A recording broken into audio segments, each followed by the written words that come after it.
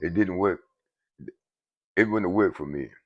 So I think that to keep the respectability there, uh, I kind of separate myself.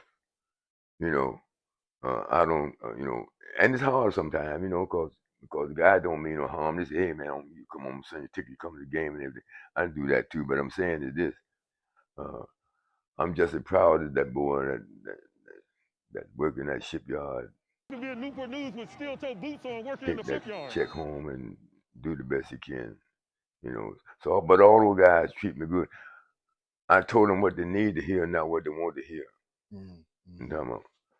So I think one of the things I was up front with them, try to make them, I try to make them feel comfortable around me. But I think that they respect me for the mere fact that I try to be up front with them and try to be pure with them. Sometimes I had to now. Sometimes I had to get on them. Right. I had to, but I do it with I don't do it with an asinine approach. I do it with let's reevaluate. Let's try to do some things. Man. Those good And, intentions. now that's why my mindset sometimes is uh, and I had to work on it.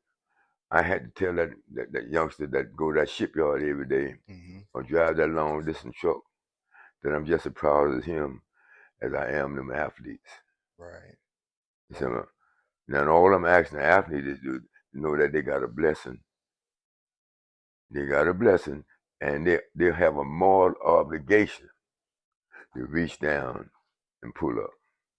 Right. And so, but I get along, with them good, but and it takes a real concentration. In other words, it don't come automatic. Of course, you got to go do some things yourself.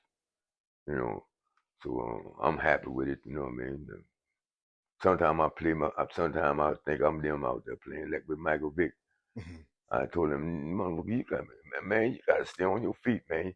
Every time you jump up and try to go with 700-pound dudes, man, you putting your life at stake. Yeah, Michael Vick, man. Yeah, but Mike, see, Mike Aaron, so they asked me one day, said, man, what's the best athlete you that came up through the club? I said, I don't know.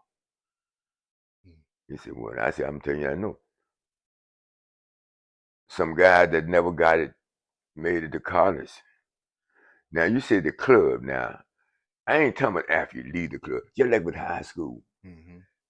You say high school, you gauging a man what's happening in high school.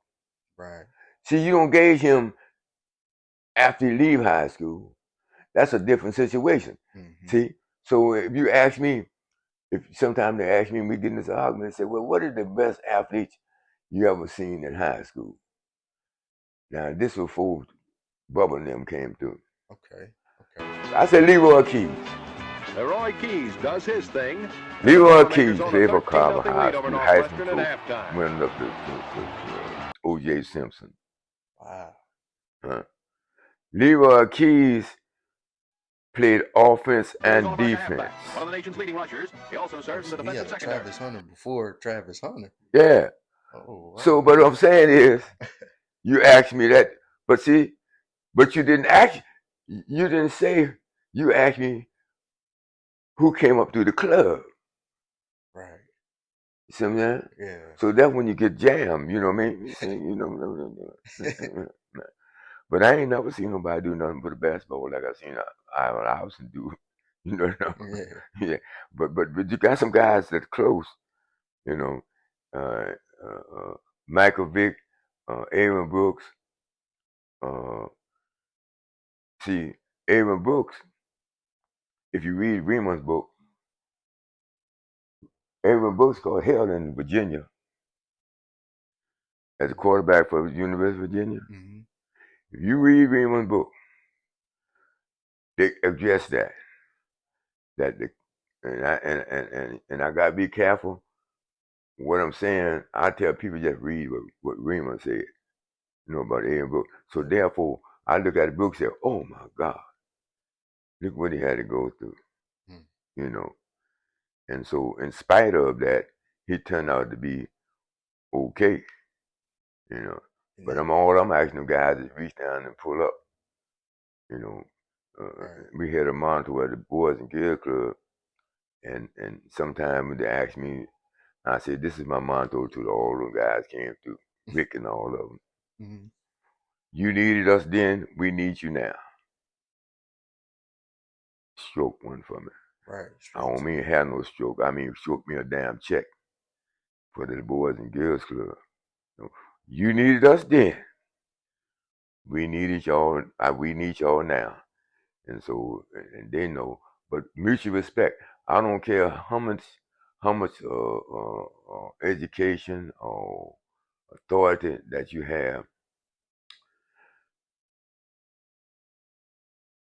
The key that make anything work is mutual respect. If you don't have mutual respect, it's a difference between fear and respect too now. So they used to ask me one time, say, "Man, how you handle all them kids, them kids that come on?" I said, I don't handle them. What you mean? I said, you handle animals. Right. You work with people. So then they say I'm trying to get cute. But I say, if you dissect what I'm saying is, you don't handle no damn child, right, or person. You work with them, you know. So I don't, you know, I'm paying back what they proposed to me, because I wasn't an easy child. You know, I came up in a situation where I had to prove myself every day, which now in the day school here, that's why I love school teachers and administrators like Rick. I'll tell you why. A school teacher that teaches 5 classes a day, 20 kids or 25 kids in that class. That's 100 and something different personalities she got to deal with every day. Day in and out, yeah. You know what I'm saying? So kids come through that door, especially on Monday, right? Mm-hmm. You know what that kid had to go through that weekend if you're living in certain situations. You understand what I'm talking about? Alone that morning and before school. That's right. Mm-hmm. So that teacher got to deal with 9 o'clock class, that's 25 kids. 10 o'clock class, that's 25 different kids. So at the end of the day, they had to interact with 100 different kids with all these type personalities. Then they got to go home and be a family person. Right. You know? So that's why I hold them in high respect. I love them, man. Because one of the reasons my success is, if it's such thing as a success, I interact with them.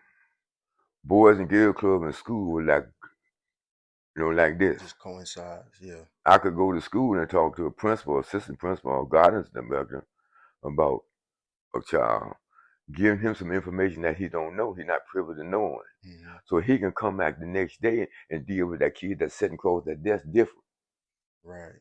See what I'm saying? And like you said, going back to mutual respect. Yeah, you know what I'm talking about? Mm-hmm. So that's what it is, man. Those kids, they youngsters, they need an advocate. Yeah. They need somebody that when it's down, they still with them, and when they're up, they still with them. So I don't have no problem, man. Lord been good to me. Me and my wife having little challenges now, you know. But just like I used to tell the guys to come to me when I was help coaching, and Mr. Pooh, I'm hurt. I said, the cheerleader hurt. I want to know if you're injured. And that's 2 different things. Don't come tell me you're hurt. Everybody hurt. I'm hurting. I want is injured. If you're injured, that means but if you're hurt, you're gonna still play, man. Right. And that's what it would look. Now they getting in college. Mr. Pooh said, don't come up there with that hurt stuff. He told me they told me at Tom and Raymond Pooh, I said, what you told me, Elder Brown? I said, man, don't come up with that hurt stuff. You tell me when you see me, you start limping. You know. Oh, you talking about Coach Brown, Coach Elton Brown? Yeah, man. He said, Pooh, just get on me, man. He said, man, you told me, man, what is you doing, man? And you're limping on the wrong damn leg. You told me your left leg hurt. You limping on your right. I said, Yeah, shout out to Coach Brown, man. He coached me at Phoebus too. yeah, He coached me at yeah, Phoebus. yeah, yeah, man. Wow, man. So